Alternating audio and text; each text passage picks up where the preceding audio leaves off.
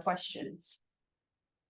I know that because you think you're too pushy, you think you're coming off too salesy, but in reality, you need to drill down on what they're really looking for, because if it's just 2-bedroom, 1 baths, right? How many are there right now on MLS that's a 2-bedroom, 1 bath? A lot, right? But how do you narrow down on what exactly they're looking for? So what are some of the questions you might ask, Michelle? I would ask them, if they're looking in Forest Hills, I would ask them if they have any specific location in Forest Hills that they're interested in, north, south, north side, south side. If they're okay to be closer to 7 to 8, they're okay to go down to 7, because Forest Hills is broad, so a lot of people, when they're looking at certain areas, they want to be closer to the train. So when I ask them how far from the train they want to be, if they have any pets, if they want something renovated, or are they open to do renovations? Are they okay to prefer floor unit, or they prefer higher floor unit? Are they okay to be next across the LIRR? And some of the properties overlook the LIRR. If they need to have, what other must have. So I go in detail and ask them all these questions, because I want to make sure, one, I'm setting them properties that meet their requirement, and 2, that I'm not sending them just a bunch of stuff and wasting my time and their time. Because they could easily do that themselves. They could easily set up listing alerts on Zillow, on Street Easy.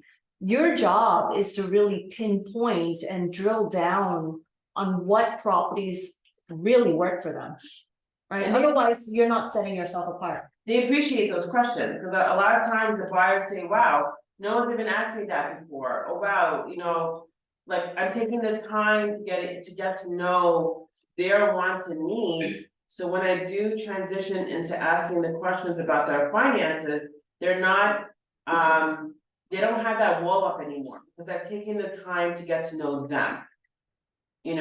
Oh, you have a dog? Great. What kind of dog is it? Oh, it's What's a size, what's the breed, that all matters. So let's backtrack. When they say they have a pet, how many pets? How many cats? How many dogs? What's the size of the dog? What's the breed? Some buildings are restrictive on certain breeds, right? So you could spin it as a positive and just say, I want to make sure I'm not showing you the wrong properties. I would hate it if we go into a property, you fall in love with it, and then we realize that we can't even apply for it because it won't accept your dog. Or I would hate for that to happen and we realize it's not zoned for the school that you're looking for, right? Mm-hmm. So spin it so that they see it as you working for them. In reality, I don't want to waste my time, right? But you're going to spin it like, I don't want to show you a property that you're going to fall in love with, and then now you can't have it. Okay. So are you asking these to set up the filters? Yes. And do you find that agent provided information on the MLS Are accurate? No. Yeah. Okay. No. So you learn through experience, right? You also learn through researching yourself as well. Right. So the way I do it is I first set them up on an MLS prospect search, or if you're using KB Core, whatever CRM you're using. I personally like using MLS, and I'll show you why in a little bit. But let's say, for example, my buyer only wants doorman building. It's very hard to filter through doorman, because a lot of agents don't put that in the filter. So I set myself up on a Zillow listing alert for all listings. And in the morning, the second I wake up, I see what's got on the market, and I'm like, oh, this works for that buyer. I'll text message them. So they'll get it through email and they'll get it through text. And I'll message them at 5 in the morning, midnight, whenever I'm awake and I see that something meets their requirement, I'll message it to them just so they can see I'm on top of it. Because trust me, they're on top of it. They see it the second it comes on the market. So if I'm not there also sending it to them, they're like, oh, what am I paying her for? I'm telling her what I want to see, and all she is a door opener, right? And you don't want to be seen as that. Got it? Right. So a lot of agents, the mistake that they make is, oh, I'm going to set them up and they'll contact me when they see something they like. So you want the buyers doing your job. You can't do that, right? Another question, let's go back to client consultation and creating this buyer profile. Sometimes buyers will tell you, I don't want to spend more than 300,000. I don't want to spend more than 500,000, right? But in reality, what do buyers care about? Monthly payment. Monthly payments, right? So what if I say to them, well, what if I see something that's 525,000, so it's 25,000 more, but it has extremely low maintenance, right? And there's correlation between price and maintenance, right? You'll see sometimes properties are extremely low and you're like, what's the catch? The catch is the maintenance is extremely high, right? So why don't we figure out what your actual budget is monthly wise? Remember 2 weeks ago, she went through the whole consultation, I think with you, right? Was it with you? Ram. Where she was like, going down your numbers. So this is a good time also to say, let's cap on your numbers. Where can we be monthly wise? So that you can still pass the board, right? So I know that I can show you properties that are, let's say, 525, but if the maintenance is, let's say, below 1,100, it still works. Right? When I do the pre-qualification and I'm going over the finances, I calculate where their monthly needs to be in order to meet that's income. So let's say if their monthly needs to be 1,800, regardless of which property, if I'm going through MLS, I know the threshold of where I need to be. So that's when I know which property to send them. Because when the maintenance is very high, the price for the property typically is lower, that offsets the monthly payments. But as long as it hits that target amount, I will send them the property. So when I'm like through Brevity, through KB Core, throughout your own notes, however you want to keep yourself organized, this is how I keep my consultations with the buyers organized. Again, when I open up the script when speaking to buyers, I go into I go into what it is that they're looking for first. So you can see here on my screen. Right, I have 1 bedroom, move-in ready. Wait, hold on, how do I close this thing? Got it.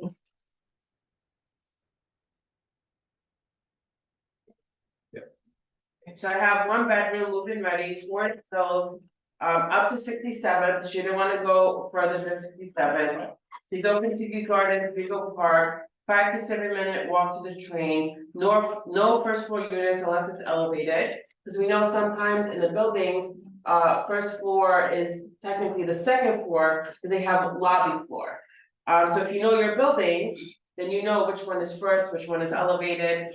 Dog, not a deal breaker if it does not accept dogs. So then we had her income, base income, her W-2s, and what her month, so I know how, like, this may not make sense if someone doesn't know what they're looking at, but this is her annual, this is her monthly income, and this is the amount that she has to stay within in order to meet the 80% debt to income threshold. Similar income year before, her credit, no debt, she's getting gift from family, she currently has this funds, she has 15,000 in brokerage account. This is all part of the conversation I'm having with them.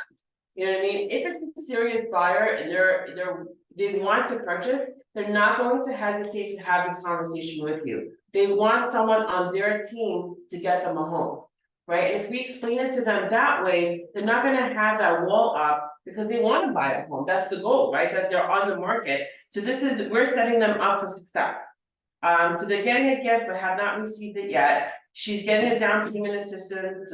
So she actually also taught me a new program from the bank where she's able to get a lower interest rate.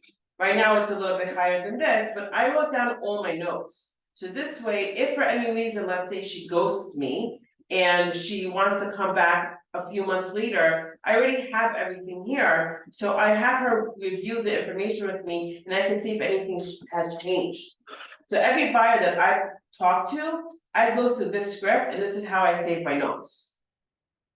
So I know whenever I'm looking at a property, or sometimes the buyer will email me a property like, oh, I wanna see it. I know that her threshold is low, so I always run the numbers first to make sure if that property meets her. Financial requirements. Now I've spoken to her and I've gotten all the information regarding what she's looking for. Now I set her up on a listing alert. So on MLS, I like using MLS a lot because this is how it shows in your email every night when it comes in. It gives you a summary of all the properties sent to the buyers that you have on your prospect search. So this buyer got this property, this buyer got 3 properties, so it gives me kind of a summary all in one email. So that's why I like MLS, because I'm like, oh, Cindy got this really meets her requirements and I haven't spoken to her in a while, let me hit her up now. Right, or it's a way to touch base, because with buyers, it's all about follow up. So even if this doesn't meet the requirement, and you haven't spoken to them in 3-4 days, hey, I know that the Grand Central property that I sent you yesterday didn't quite meet your requirement. Have you seen anything that does? Just a way to open the conversation. But I like the MLS breakdown because I could have 30 buyers and I have one email with the summary of all my 30 buyers and what they're receiving. So that's what I love about the MLS listing alerts. KV Core, Brevity, and the other ones. You could set yourself as a CC, but then you're getting 500 emails. So for me, I set them up on both. I set them on Brevity listing alerts, I set them up on MLS listing alert, and I set myself up on a Zillow listing alert. I've never had a buyer say, oh my God, you're sending me too many properties, right? They wanna see all the properties, so I've never had anyone tell me, oh, don't send me too many things. Well, the reason you also need to do, let's say, Street Easy or Zillow is not everything hits MLS, right? But almost pretty much everything will hit Zillow or Street Easy, right? So not everyone is part of that board Right. as well. So I do want her to show you guys how to set up the MLS listing alert so that every morning you're getting these properties, because sometimes agents will put properties in, let's say at 11:59, right? And you have it set up on your MLS Stratus as seeing new listings on the side. Once it hits midnight, it's gone, right? Unless you do another search, and it's so tedious for you to do that every single day. But if you get emails every morning or when there's new listings, then your eyes are on it and you could be the first to tell your clients. So how do you set up the search on MLS? First, you over here on the left-hand side, you press search, and we all know how to use this option, right? So if you go to prospect search, it's here, and you press create, this is how you initiate the listing alert. So you put your name or the buyer's name. You put the name on top here, the prospect name, and you put the name here. And you put the email address.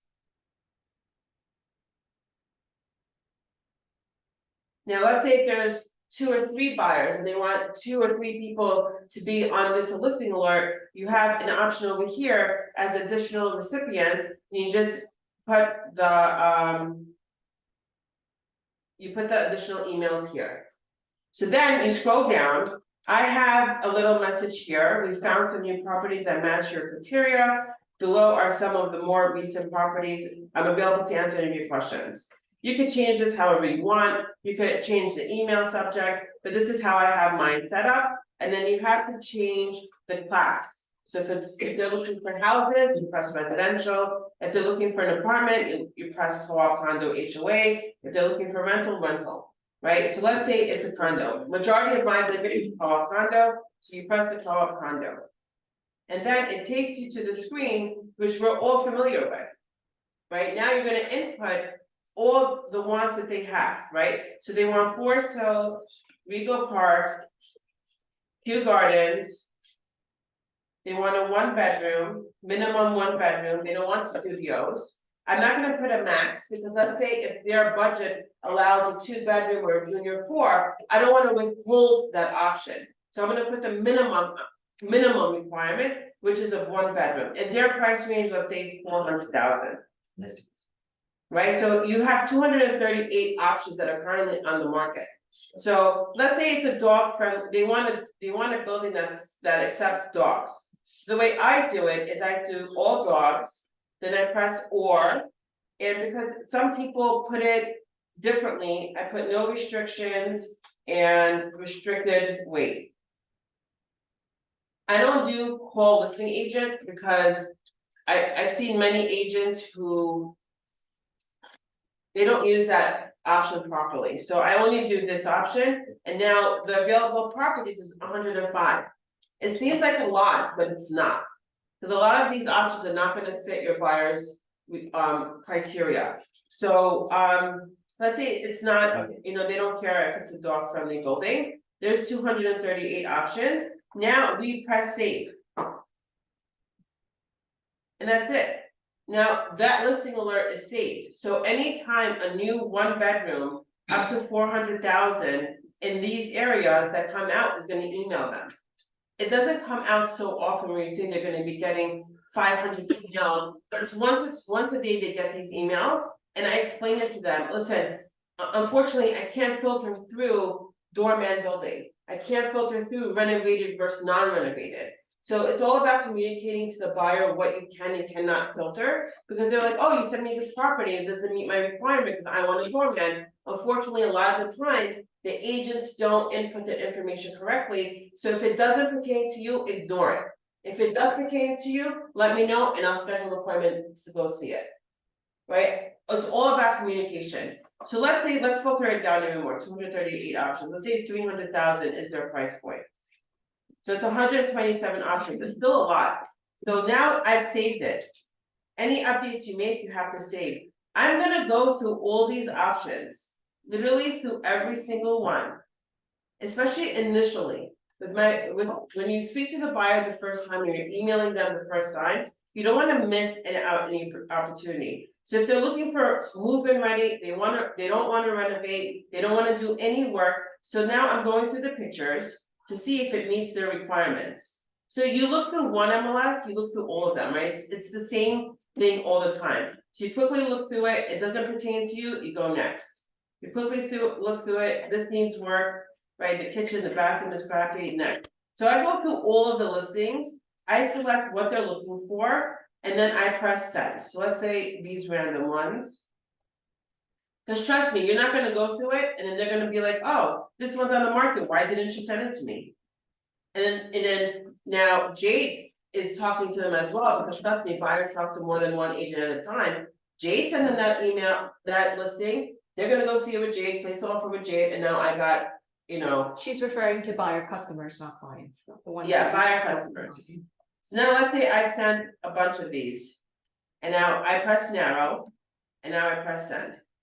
So that, I have this set up, so now I'm gonna go say, it was such a pleasure speaking to you, and I type up a whole email. As a recap, and now I'm going to summarize what we've discussed. The price range they're looking for, and this is the properties that I found within their price range. So when they get that email and they've seen, wow, one, she's taking the time, she understands what I'm looking for, and she's taking the time to go through all the property to send me what I'm looking for. And then, that's it, you don't have to do anything else on MLS. You're gonna get an email every day that looks like this, of properties that meet their requirement. And let's say if this property met their requirement, now I'm sending them a private message in the morning, hey, did you see that listing on 6960? It's a great listing, let's go look at it. So not only did I send them an email, the next morning I followed up with them, and then I'm scheduling to see them. So let's say they're like, oh, none of these match, okay, I'm not harassing them all day, every day. So I give them a day, I don't reach out to them, then the second day, hey, you received 6 listings in the past 2 days, did any of them meet your requirements? No, and if it's always no, then I'm like, okay, why don't we hop back on the call and let's regroup. What is it that I'm missing? What is it that, maybe whatever, it could be a million scenarios of what it is that's working for them. But this is a way for you to always engage your buyer, because you're seeing what's dripping in their emails. So the same thing with Brevity. We have the listing alerts here. But I'm very detailed and and my buyers like it just because if there's something, let's say, I found them in Briarwood. For Let's talk example. about Brivity for a second. Okay. Brivity is a client, a CRM that I pay for. I know EXP has KV4 for you guys. But I was with Brivity prior to us converting to EXP. And we love Brivity just because it gives our clients, our seller clients, their own client portals, right?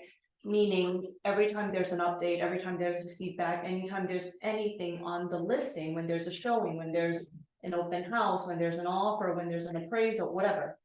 They're updated so that I don't have to call every single one of my clients, because we have a lot of listings where I can't spend my time notifying them every time there's a showing, every time there's a feedback, every time there's an appraisal, right? So I know Vincent is thinking about converting to Brivity in either January or February for the team. So, I mean, she's gonna talk about it, but it's not something obviously you all need to do, right? It's a preference. I mean, this has, you could set up the same thing in KV Core or any CRM that you have, Yeah. right? The main point is to keep yourself organized. When the market is slow, this is when you build systems in order to keep you efficient when the market is busy. Right, so it's easier to implement it, especially if you're new or when it's slow, because then you get into the habit. So when it does get busy and you're working 10, 15 buyers at a time, you're not like pulling your hair out because you're unorganized. Organization, I feel like, is the most crucial part of my business because it keeps my mind clear. So when I'm speaking to you and you, I'm not mixing up which buyer is looking for what or the qualifications between each other. So having this and speaking about it, it takes 20 minutes, but it's worth it because at the end, long term, it'll help you. Like she was like, oh, I'm not gonna see a property and place an offer right away. Like, I wanna take my time. Second round of showings, she placed an offer around the contract. Just because I'm so thorough and detailed, where I'm able to help and guide them and they feel confident, because I'm like, this is not the one for you. Like, okay, like she's not just pushing the deal, right? I'm finding her the right one. So there's ways in KV Core where you give yourself tasks of what to do, or reminders. Let's say you're working with 15 buyers, and now she told me to call her back in 2 weeks, right? You can set yourself with a task where it says, okay, call here, call there, update, reach out to this person, reach out to that person, and then this way it keeps you organized. As far as my emails, I keep my emails also very organized because when you're working with a lot of people, I don't like to have my inbox full of 5,000 emails. My inbox at the moment only has 24 emails. Because every email comes in, I filter through my folders. So if it's a listing that I'm working with, it's I filter it through address. If it's a buyer I'm working with, I filter it through buyer. So let's say, for example, this is a buyer I'm working with. Now I've read that email, I don't have to do anything. I filter automatically to their name. So this way, if I have to go back and there's an issue with this buyer, or why didn't the attorney send this, or did the document send that, and 5 million different things that could go wrong, all I have to do is I go through her name and all the emails pertaining to this buyer is here. So I can quickly go to her deal and pull up the application, pull up the documents, pull up whatever email I need to compared to looking up attorney names, agent names, because you work with one attorney, you worked with them before, you know what I mean? Like there's certain attorneys that you work over with consistently to filter emails, that takes a long time to be able to find that right email. So again, when you're working with a lot of people, organization is key, and this I also found in my email to help a lot. How many of you guys are already doing this with your Gmail? That's pretty crazy. Some of it, not all of it, some of it is very helpful. Yeah, I mean, she has it filtered through properties, through client named, everything, like it's awesome. So I learned this throughout the years, like when I see other agents do it, and I'm like, oh, what are you doing? And I'm like, oh, I can implement it, right? Like to make my business You better. gotta work smarter, right? Everyone does their business differently, right? So it's whatever works for you to get you to that next level, right? And that to me, I found very important because, if it saves me 5 clicks, right, that's 5 minutes of my time, that 5 minutes I could be doing something else. You know, so with Burgundy, with KV Core, with Zillow also, let's say if you have a buyer that's very specific on location. So we go through the same steps, prospect, search, you input the search. Now they only wanna be within a certain block radius, so that's easy to do, you go to map.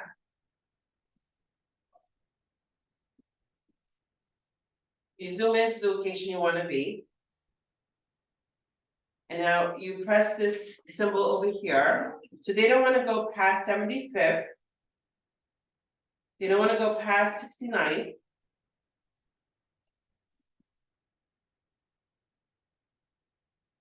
And now all the properties within this map of where I drew, that's the only listings that they're going to get. Sorry, give me 1 second. Cause some people, they don't wanna be close to a local trade, they wanna be close to an express trade. But let's say it's not Forest Hills, cause like I'm concentrating Forest Hills, but people are, let's say, in Flushing, for example. Okay, so you could do it in Flushing also. If you ask them, if they're looking at certain properties in the areas, they know their jurisdictions of where they wanna be. Yeah, my husband's there, so if you need anything. So we do the map search. So let's say over here, This is my number, I can shoot his number. it's around here. So I know some people, they wanna be within the Murray Hill area, or they wanna be around this area. Same thing, wherever your buyer is interested, you just press this little map, this little shape, and you draw the areas that they wanna be within. This you can control. Right, if they don't wanna be past Francis Lewis Boulevard, then you draw a map. And you save it. And you save the shape and you send them listing alerts within that designated shape. Let's say if they want multiple areas, but different, like they want this part of this Queens and this part. Do you start a new shape?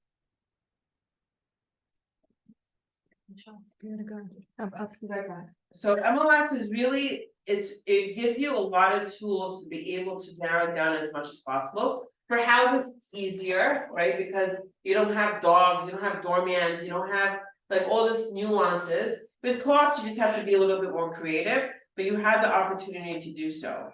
Let's say also, the prospect search is only for a certain amount of time. So now I have over here 5 prospects that are due to expire. So I can sort over here who's due to expire, and that's another way for me to kind of engage with them again.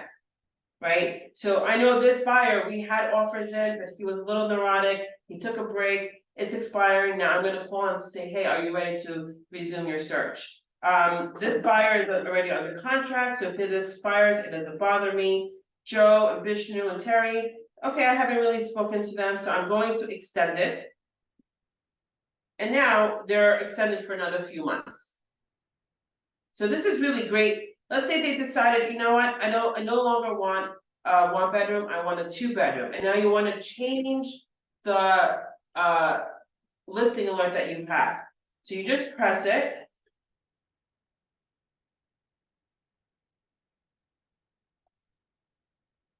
You double click on it, and now you change, now this person wants a house up to 350. It doesn't exist, right? And they only want Levittown.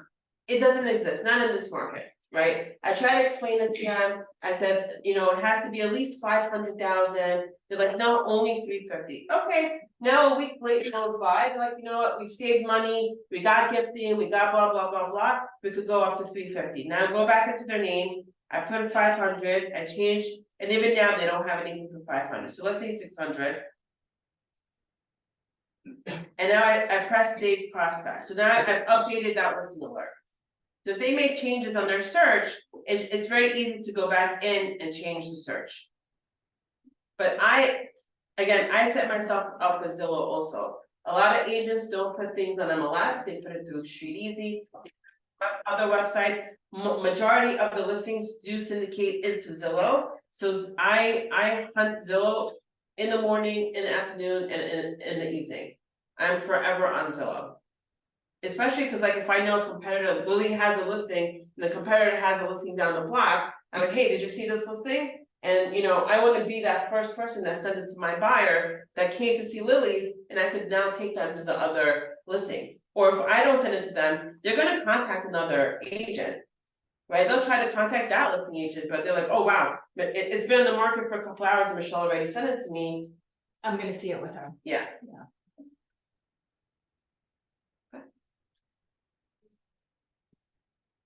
Did you show them how to set up Zillow listing alerts and Street Easy listing alerts? So Zillow. I go to buy. And now I want only for sales. You could also fine tune like notification frequency, right, for your clients? Yeah. So for me, a lot of my buyers are 1-bedroom, 2-bedroom buyers in the for sales area. So that's what I'm going to, I get multiple listing alerts. Let's see if I wanna just concentrate on 1 and 2-bedroom buyers. So I take away houses, townhomes, multifamily, lots, manufactured, so I take that all out and I apply it. So it narrows it down. So now I want any that stays the same, and I wanna do the price range, let's say up to 600,000. So again, there's a lot of options here, but there's not 300 properties that come on the market daily. Right, there's maybe 5 that come on the market daily. So you'll see it will be sorted newest on top. So you can see 3 days, right? This is from 3 days ago. So for the past 3 days, only 3 listings came on the market. So in the beginning, it seems overwhelming, wow, it's a lot. But when you set yourself up and you're continuously looking at these lists, you're already gonna know what's on the market, what's not on the market. Because you're always looking at it, right? It gets engraved. So then you just press save search. And then you can market this. Let's say this is for Jade. And then you could do instant, daily. I do instant. I wanna see the second it gets on the market, I wanna see it right away. And then you just press update. Then it's gonna email you the second it comes on the market. Let's say houses, like for me, houses is more, I like to set that up more than the condos and co-ops.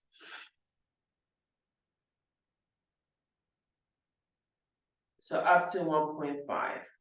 I feel like that's a sweet spot in the area for 1.5, very few. So I save this because a lot of times when you have Sotheby's, you have other companies, they don't put it on MLS, they put it only on Street Easy. So Street Easy syndicates through Zillow, so I'm able to see the link through Zillow. There's also other agents who don't put it on Street Easy right away and who don't put it on MLS right away. What's your last name? You follow them on Instagram. I follow them on Instagram, I follow them, I set myself on their emails. So when they send out an email, I get it as if I'm a buyer, so I'll show you. Shishi Malik. So this is her email that she sends out, she has a lot of houses, and I see her open houses. A lot of times she doesn't post it on Street Easy or Zillow because she wants to try to get her buyer in first. So if I'm on her buyer email list, I see what her buyers are looking at and I can show it to my buyers because I have a relationship with Gigi. So you have to be able to know who the agents are. Be very nice to them because they will want to show. And then you can say, oh, it's on the market. It's not even on MLS, it's not on Zillow, it's not on Street Easy, but here, I could get you in to see this house. That will set you apart from the other agents who are just putting it on MLS, setting it and forgetting it. I think that's a flip, right? Yeah. I think she bought it from like a Chinese agent, renovator. She does a lot of flips. So she's a good person to know in the houses. And I know a lot of other agents that also have off market, so I'll reach out to them. Hey, especially if they have a good experience with me, they'll wanna work with me because they know I know my co-ops well. So it's gonna be a very smooth transition for them. they can set or forget it, like, they don't have to be on top of me, they don't have to review the applications. So it goes a long way if you know how to use the tools and utilize the searches. There are agents that are not part of our company that follows me on Instagram, so when they see the coming soon and they see the things that we're gonna be posting soon. They also message me and they want details in advance, right, and I share it. So you have to know who the heavy hitters are, you have to know who dominates a certain market. You could do hashtag searches right on Instagram and start following them if they give you a preview of what's coming on the market. It is so true in the real estate industry, is that how fast you work is how successful you're gonna be, right? So a lot of the agents in the office, on my team, when I have a coming soon, these people are so like, these two, oh my goodness, they just like fought over a condo listing that I just had on, and they're laughing because what they did was, they knew I had a coming soon, I gave the details, we communicate everything through Slack. And immediately, she shows it, and then immediately she shows it.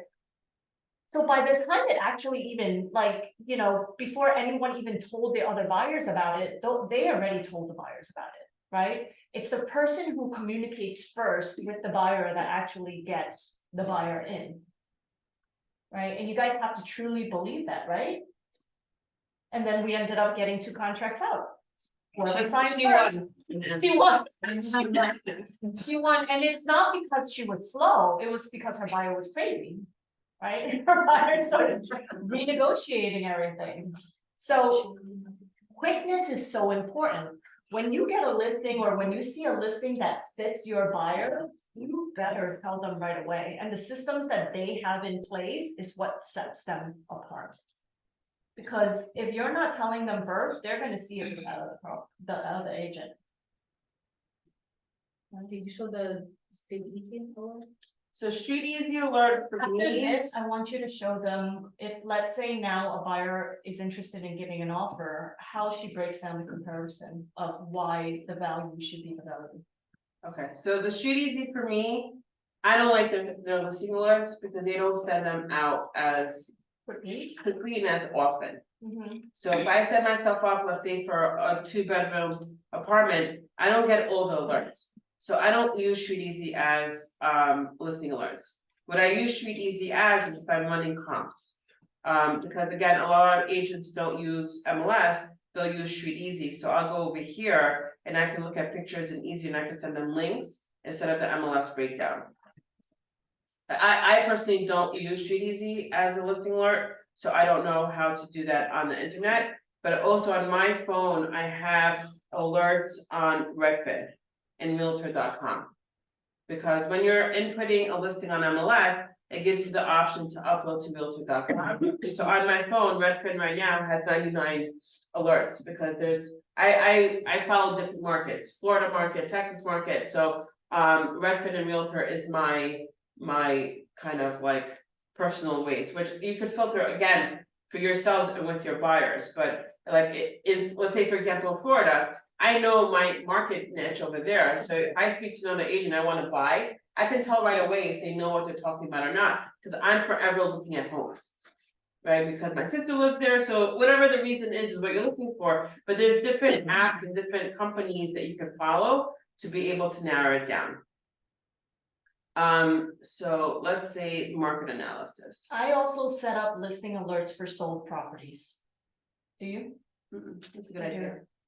I set up listing alerts for sold properties, not just on MLS, but also on Zillow, right? Because you need to be the market expert, right? You need to know what things are closing for. Buyers and sellers, specifically sellers, will ask you, what is the average days in the market now? If I was to list today, when do you think it will go under contract, right? So you have to be the market expert. That's what they're paying you for, that's what they're relying on you for. So when you're doing a market analysis, which I want her to show you guys too, you have to pull from different sites, right? You have to know that not everything that's sold is sold on MLS. Not everything sold is also sold on Street Easy. Some are sold privately. So that's when you actually need to also go into Adam or public records and pull solds from there as well. Okay, go ahead. So when you're running a market analysis for your buyer, especially if it's in a building, you have to look in the building first. Right? That's how the banks do it. They look in the building first and then they look at nearby buildings. If there are sales in the building, then you run the comparables of that building with those sales that's within the building. So for example, this is the property we looked at. It was the Lincoln, great layout. Needs some work, the kitchen is a bit dated, but the floors were in good condition. Bathroom is updated but dated, and there's carpet in the floor. When you're in the unit and you're looking at it, you'll remember it better than looking at these crappy pictures, right? So I send them the link of the listing, and then I check on MLS. First thing I do is I check to see what's sold on MLS, and then I pull up Street Easy as well. So you press the condo, you press unavailable, and include archives. Why are we including archives? I've been doing it since the beginning. I don't know. I always like to know how much the owners purchased it for too, sometimes. Oh, okay. Because sometimes buyers will ask, it has no relation to what it's worth in today's market. But if you know the buyers, if the owners are taking a loss or whatever, it matters. So put in the address, there's 209 options. I'm not gonna filter it anymore. The count goes up to 500 before it cuts out as far as listings. So from 209, I'm not gonna filter out anymore. I'm gonna scroll to the side and I'm gonna list it from the most recent on top. So then I can go over here, now it's a 1-bedroom. So this one was listed for $358. And it was withdrawn. Okay, I wanna see the sale, so this one sold, this one sold. You could filter it to closed, right? Show Yeah, them how to but I filter. wanna see expireds also, or pending, because if, let's say something was listed and it's been, like this one expired for $275, it just gives me a better understanding of what's going on in the building. Especially if I don't know the location well, like in Jackson Heights, I don't know Jackson Heights well, but I investigate in the building, the surrounding buildings, I do so much research, so when I'm communicating with the buyer, they don't think I don't know Jackson Heights. Like they're like, wow, you know the building very well. I've never even been into the building. The numbers don't lie, right? So if you know how to do the search and understand how to read what's sold, it'll take you a long way. And also, what's good to know in the building is a lot, especially in this market, there's a lot of credits that are given back to the buyer. So it really sold for a higher price, but in reality, it sold for a lower price. So that's also very important to know when Let me looking at. elaborate on Okay. that. So let's say the building, the Kennedy House, right? It's like an exclusive building. During a down market, a lot of times the board is not okay with you selling below a certain price, right? Because they think you are devaluing the price per share. And all the board members also hold shares, right? Condos don't really have that, but co-ops do, where they could reject you for any reason, right? Condos just have a right of first refusal, which means if you sell below a certain price, the condo board has a right to buy it first, right of first refusal, under the same terms and condition before you go back to the original purchaser, right? So with a co-op, sometimes we have to add a renovations credit, right? So let's say the buyer and seller agree to a price of $750, but you know that the board needs the price to be at $800,000 in order for it to be approved. Then we add a $50,000 renovation credit, right? Onto the price. So on the contract, it will show 800,000. The board is happy it shows 800,000. But at the closing table, the buyer is getting 50,000 back as a renovation or decoration credit. You guys understand? So in reality, you have to know these things because you can't tell the buyer that you're educating that it sold for 800,000. It really sold for 750. And it's listed for 780 and it's been on the market for 200 days, it still didn't sell. Yeah, so how is it that they sold 20,000 over ask? It's impossible, right? So you could, if you're good with the agent, you could call them and just say, hey, I saw it sold at 800,000, was there a renovation credit on top of it? Right? So this is the listing I saw, and these are the listings that I use as comparable. So this one sold for $320. Beginning of January, beginning of the year. Floors look in better condition. Updated closets. Kitchen's dated. Updated, but to me that's dated. So they're gonna do work, they're gonna do work regardless. Closet system and bathroom. So then I break it down to them in the email. So this sold in 2020, January 23, sold for $319. Apartment definitely has been updated, but it's still dated. Great closet space. Floor plan is on the link, same exact layout as the C, but they closed the dining room space to do wall-to-wall closets. I have attached a C floor plan as well. I personally like it more open, so you can fit the dining room area. So I give my little notes. How many of you guys do it this way? Or do you just say, what do you wanna offer? I promise the majority of agents just say, what do you wanna offer? And when a buyer says, I don't know, what do you think I should offer? A lot of agents just say, I don't know, do you wanna just offer like 10,000 less from the ask? Right? I promise you, that's how I most, should go to the geodata and if you would tell me the market value. Yeah. Based on that, I kind of advise no, you. geodata's market value is Department of Finance, that's strictly based on how taxes, how they, that's not market value. That's not true market. No, because it could be, one house is renovated, one house is not renovated. Yeah. There's a Don't do lot that of anymore. location, closer to the train, you know, I mean, there's so many things that are factored in. That geodata is not accurate 100%. But if a buyer says to you, you know, Lily, how much do you think I should offer? And you give them a breakdown like this, do you think they're sticking with you, working with you? Absolutely. Yeah, right, because you are now educating them and you're valuable to them. You're not just a door opener, you're not just somebody who's, you know, not giving them information and insight as to how the market is actually going, right? So do you guys see the difference?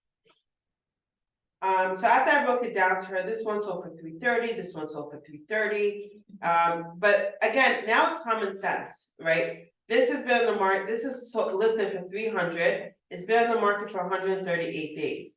So even though the other property sold for over $300, there may have been decoration credits, there may not have, but this has been on the market for 138 days.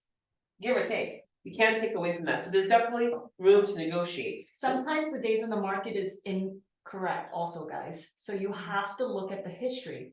The reason why I say this is because some of us agents know how to manipulate the days on the market. Yes, Yes. yes, we do. So if you just adjust, let's say, a little bit of the address. Pull that up again, the Zillow one, the. Yeah, go up to the unit number. Some people might put 4-C. Or For C4. backslash or C4, you need to dig deep because it could have been listed, relisted, listed with another agent, you know, so the days on the market actually, if you see like 15 days on the market, it might not be accurate. It might have been on the market 108 days prior, relisted with another broker, and then you'll see a fake. And you can see that on MLS. Like, you know, if there's any list or relists. That's why I don't do close date, because I want to see, like, you know, what's going on in the history of the building, and on Street Easy, because if it's changed, like for example, this is. If you do go on geodata one, then you do a CMA on geodata. That'll be a much better market analysis than actually looking on the market value of the property itself, because that's just strictly for taxes. So for example, this is 38, and it was 308. But it's the same listing. It was just marketed differently. So after that, I told her, you know, I said, given that the apartment's been selling in the market, I feel like a good price to start is $285. They'll most probably meet somewhere in the middle. Thankfully, the agent did not advertise it with good pictures. And then I send them a breakdown of what their monthly payment will be. Right, so this is the purchase price, she wanted to put 100,000 down, so it's 35%. Monthly mortgage, what the maintenance and what the total monthly payment will be. So from what we discussed, you have 130,000 in funds, so you will have 30,000 in reserves, which is exactly 12 months. So then I broke down what the debt to income is to her, so she knows that she is qualified for the 285 price point, where it's exactly where we need to be. If we go up in price, we will just need to adjust the down payment. Keep in mind that Sonima, so then I look at, but I break it down for her as much as possible, so this way there's no argument, there's no pushback. Why do I need to put that much down? Why do I need this? What do I need that? I broke it down so it's easily explained. She did not want to place 285, she came in 265. Right? Especially after all of what I've shown her. So I asked her, where did you come up with this number? Because if I'm going to submit the offer, A better way to put it is, yeah, how did you come up with the number? I wanna make sure I did not miss anything. Were there other comparables that I did not include? yeah, Okay? It's softer way, that's a softer way. got it. And so she's like, oh, well, I need to do kitchen work. So, and I explained to her as well, which properties needed kitchen work, and the sellers don't pay for the new buyer's renovation, right? There's adjustments. So if we have two identical properties, one is renovated, one is not renovated, the bank will make adjustments for the non-renovated. So let's say the kitchen, they'll give a $7,000 adjustment, for the bathroom, a $5,000 adjustment. For whatever it is, $2,000 adjustment, they're not paying, the bank will not pay the full value of the kitchen. Cause let's say the renovated one, they put wolf appliances, heated floors, like up the wazoo, which now, the kitchen's worth 200,000, they're not gonna give you a $200,000 adjustment for the kitchen. Banks have caps as to how much adjustments that they can give you. But what you could also say is the property is priced based on its current condition, not what you want to do with it later on, right? The owner already took that into consideration when they priced the property. Okay, go ahead. And then I got fired, I was too rough for her. So that's the reason I said to Michelle, next time say it this way. How did you come up with the number? Instead of just saying, how'd you come up with that number? Say, how did you come up with the number? I want to make sure that I did not miss a comparable in my analysis. That's a softer approach. That's a softer approach. She was she's high S personality. She didn't like that I came off that way to her.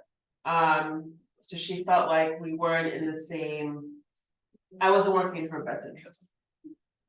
So. Also probably she was looking for the deal without understanding that Yeah, even if the seller wanted to sell it at a lower price, the board will reject it. yeah. Yeah.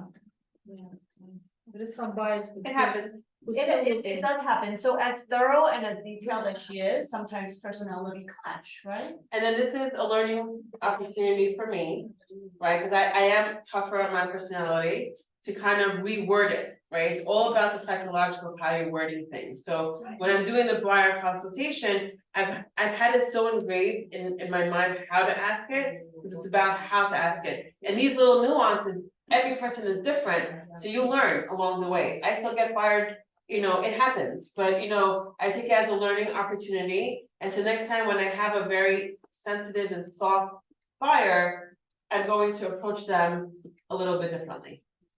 Because at the end of the day, I want to close, I want to make money. Like, I'm not gonna have my ego saying, well, this is who I am, and like, you take me as is, I don't care. Like, I'm gonna talk to you the way you need to be talked to, because I want to make that deal. Now I have all her, like, she's qualified, so now I lost the buyer because of my personality. So we check the ego at the door, and we, change our personalities to match their personalities. Then at the end of the day, I lost $6,000. Right, so it's all a learning opportunity, and that's like the biggest thing for me is to check the ego. Because ego will lose you a lot, Cause you know, we're here to make money and not be like, you know, that type of person. Yep. All right, any questions? Did you finish your Mhm. breakdown and everything?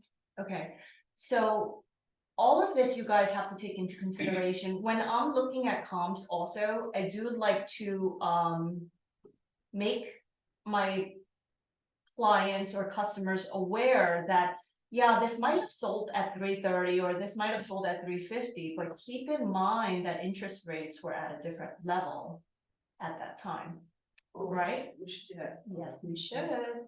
So, you know, you should also say, it might have sold at this higher price, but because of the fact that interest rates were at 5%, so their monthly payments were significantly less than what it would be now at 7.25%, right?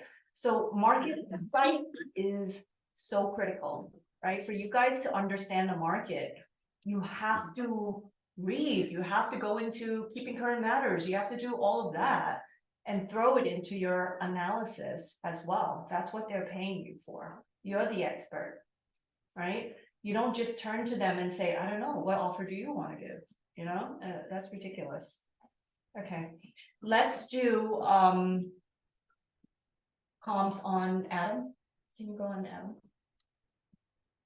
So in the example that Michelle gave, Mhm. so how would you have handled it if the buyer was just, no, I'm gonna offer 265, that's my. You have to present it. Yeah, You would, you need to present, all offers, even if it's $1. Cause at the end of the day, let's say if, you know, they bring a lawsuit against you. If you don't have a paper trail that you did your job, you know, they can sue you for that, you know? Right. And so the way I protect myself with other agents, 'cause I don't want other agents to think that I don't know the market.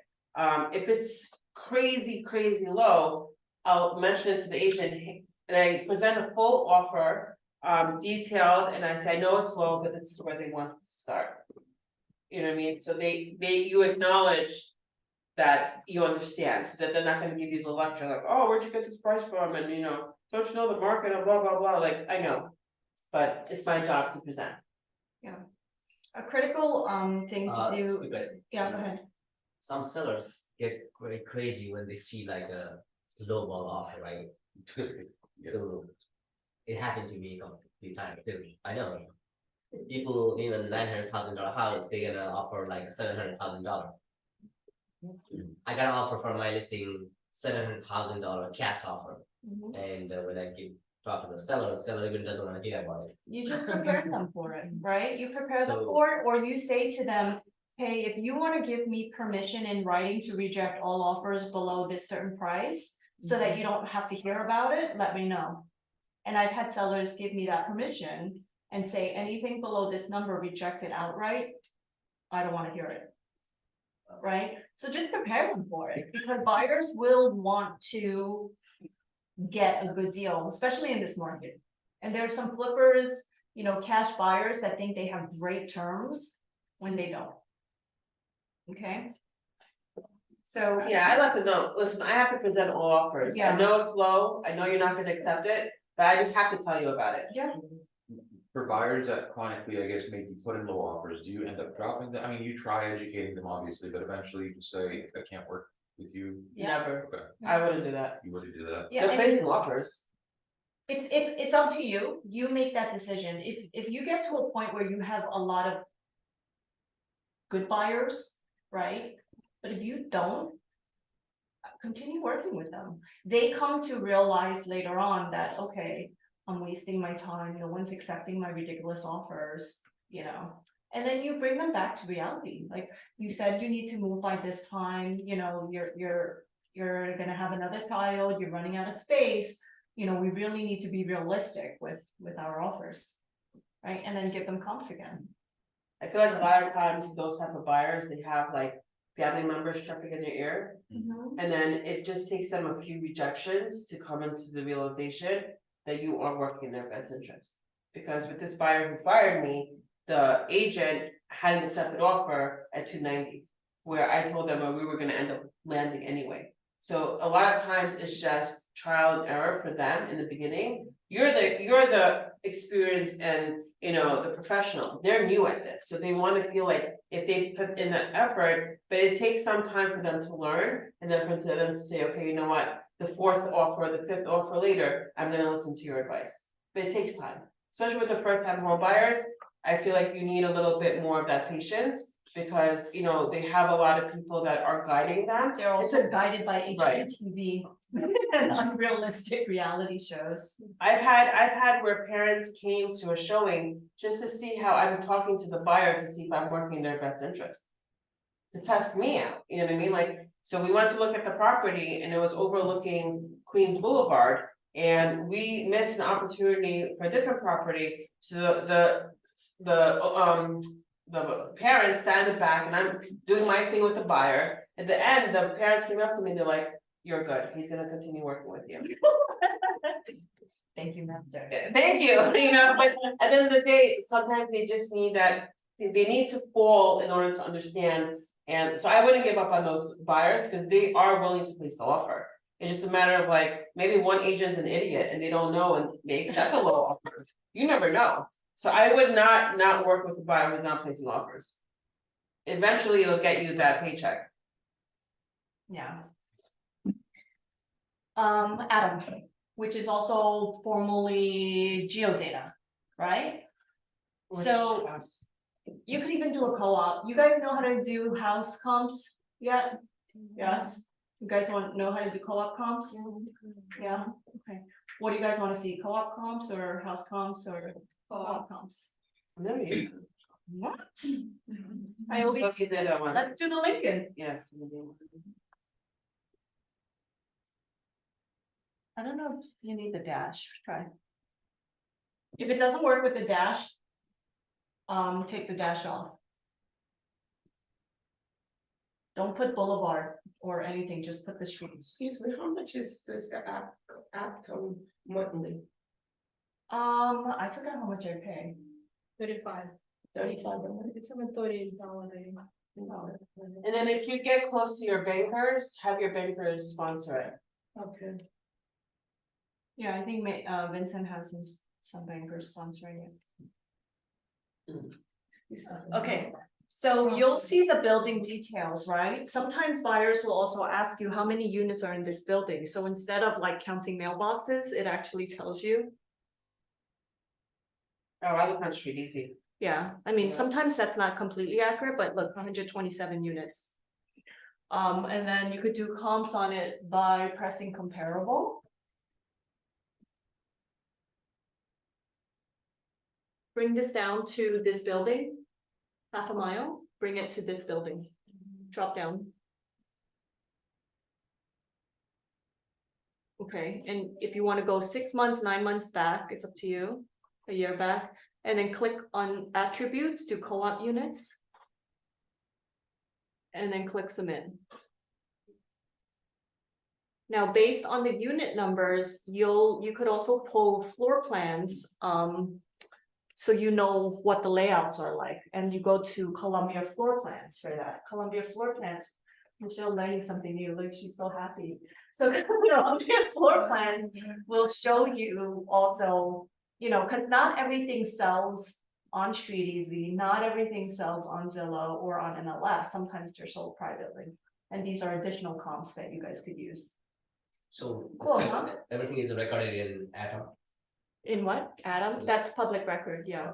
Oh, Yeah. So those are other comparables that you guys should be using, right? Not just those online sites, because I think this is a lot more accurate. So cool. It is cool. You guys gotta play. See, as much as she knows, there's always room for improvement. That's cool. All right. Any other questions, guys?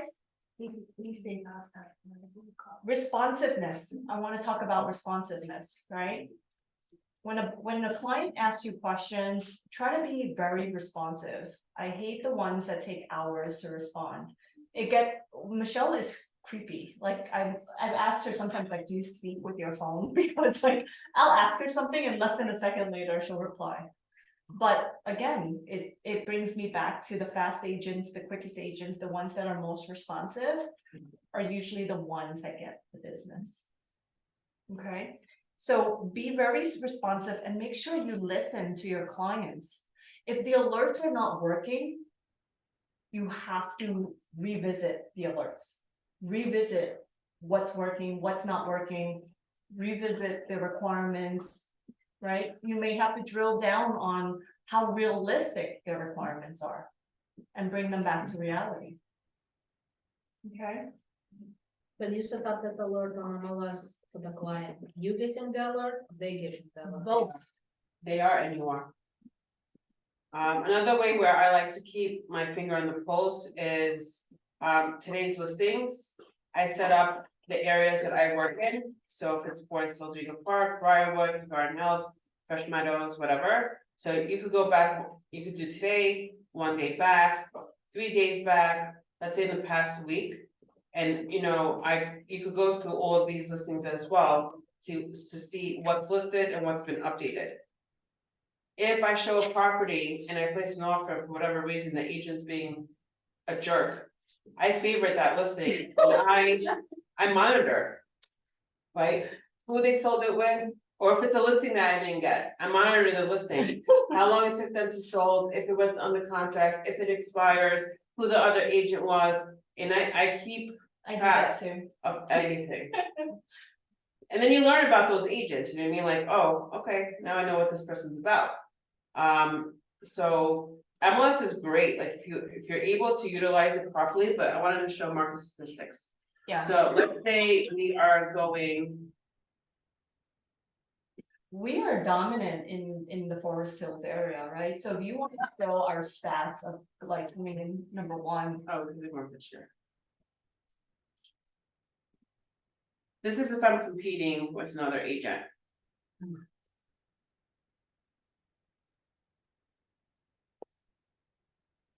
Forest Hills, so we could do pending and closing.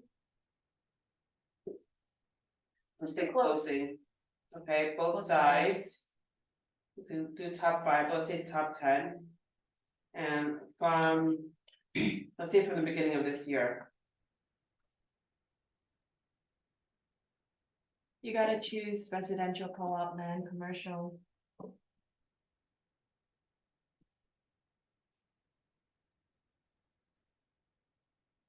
EXP is number one. So you guys could do show chart. You guys could print this out, right? And show the difference with how we dominate the market. This is if I'm competing with another agent. Another thing that I tell them, for what they, for them to look up is Zillow. Cause Zillow updates the amount of properties sold. So if I'm competing, with another agent, or let's say if I'm not competing with another agent and I'm just showing them, telling the seller or buyer, look at their Zillow, cause you could really tell their experience and what they've sold. Like, it's not the most accurate, but I am very active, so it says 28 sales. And they could read my reviews. In the last 12 months only, yeah. In the past 12 months, yeah, they could read my reviews, so if I'm competing with another agent, let's say it's not a Forest Hills agent. You can say, look, I dominate the area, like I know the market, you're going to Compass from the city. Like, they don't know the area well, they don't know the buildings, they don't know the little nuances, so this is how I also show and compared to other agents. I did that yesterday, right? I was on an appointment where the owner was like, well, I met with other brokers and they're at 3%. And I said, well, did you ask yourself why they're at 3%? Like, let's look up their stats, right? So that's when you could pull it up. And I'm like, well, I've sold over 90 plus properties in the last 12 months alone. How much did they sell? Right? And he was they were very adamant about making sure that I'm the one that serviced them and not having me also service the buyer's agents and things like that. I'm like, well, with 3%, do you think they're gonna be sharing any part of that? With a cooperating broker, there's nothing to share, right? So you handle objection by showing statistics, by showing other people's like reasoning for dropping their commission and things like that, right? And if obviously if you don't have the numbers, then you back it up with the office's numbers. Well, my office and I sold X amount, right? So let's say if I'm going on a listing appointment, or even if I'm talking to a buyer and we're working on a 2-bedroom, 2-bath. So I go listing T minus 365, so today minus a year, and I press submit. So you click all of that and you press statistics. This will show you the amount that was listed for the past year, the days in the market, how many were canceled, how many expired, how many were pending, how many were withdrawn. So when you're speaking to sellers and they wanna overprice it, this is a great tool to show. There's also absorption rate, not here, but on like another chart, right? When you have sold properties and you do a statistic on those sold properties, there's absorption time. That's in this one I'm gonna show you. Do So if you go to market statistics here, you guys know what absorption time means? The time to sell the property. The inventory, the current inventory on the market, just like this, like 2-bedroom co-ops. What are the absorption time, like the amount of time for that inventory to be absorbed? so this is co-op and condo in the Forest Hills area, absorption time about 6.5 months. And that's only listed date to contract date, guys, right? That doesn't take into consideration another 2 to 3 months needed to close a property, so we're talking about a 9-month lag timeframe. And you told me you need to be displaced by X amount of time, so why don't we make sure we price it right? So all of this stuff will help you with all the objection handling. And the buyers will say, oh, it's been on the market for like 90 days, is there something wrong with the apartment? Like, No. no, it's just the absorption time. The absorption time. The average days in the market is so and so, so it's normal for this market. Which is good for the buyer, because you have room to negotiate, you have time to look around and compare and contrast, and then when the rates go down and it's a bidding war, It's a then seller's market then. the equity goes up and then you can always refinance. Has this been helpful? Too much threw up on you guys? Yeah. All of this are tools that, and we just jammed it all in, right? But you guys now know that this exists and you really need to like perfect it, drill down on it. And work your clients and your customers like the professionals that you are. Okay. Olga, do you want to say something about the banking interest rate that's going on right now? Olga is sponsoring this meeting and she has a little bit of breakfast. She drops them. Some of us did out in the garbage, that's okay, thanks God for Trader Joe's. So, the rates went back down, so on a lot of stuff, on a lot of programs, we are below 7%. Especially in the first time buyer program. We also just introducing a new program, beginning training with that program. And this program will be based on where a borrower lives, not where a borrower buys. So it's a very unique program. So for example, what they're trying to do is they're trying to encourage low to moderate income buyers to buy. So, and a lot of times, low to moderate income buyers might not buy in a property that located in low to moderate income. So they're introducing a new program. They are in work right now. They should be alive by end of December, maybe even earlier. And the program will work this way.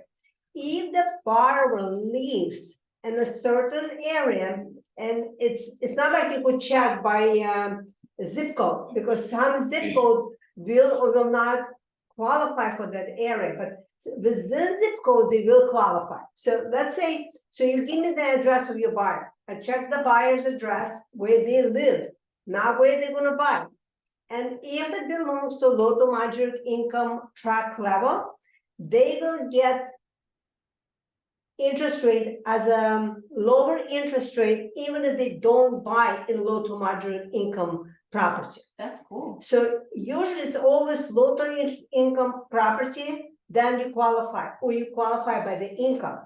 However, if the buyer lives in those areas and want to buy, we don't need to look at the income, so they could make more than $92,000 and still qualify. And that program will allow you to put only 3% down if you buy a house, no mortgage insurance.